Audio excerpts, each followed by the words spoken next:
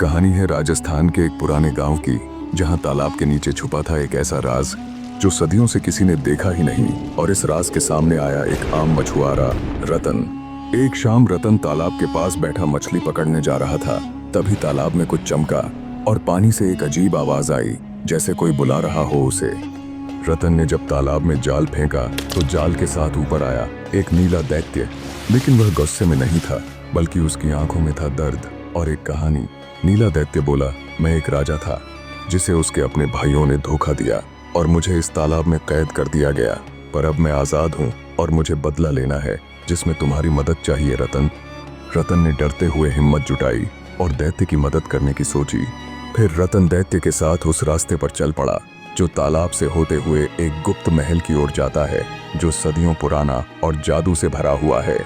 पर महल में जाते ही उसका गद्दार भाई लवणासुर प्रकट हो जाता है, जो धीरे धीरे एक भयानक रूप ले लेता है।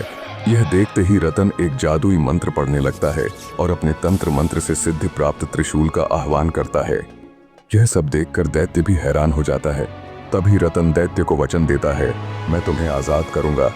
और उसके बाद होता है रतन और लवणासुर में एक रोमांचक घमासान युद्ध, जिसमें लवणासुर रतन के उस त्रिशूल के सामने टिक नहीं पाता और अपनी जान से हाथ धो बैठता है। इस तरह दैत्य का बदला पूरा होता है। पर एक दिन दैत्य ने रतन से एक बात उत्सुकता से पूछी, तुम हो कौन?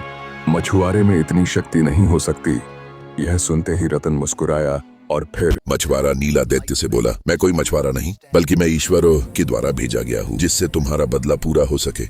और अगर कहानी अच्छी लगी हो तो वीडियो को लाइक कर देना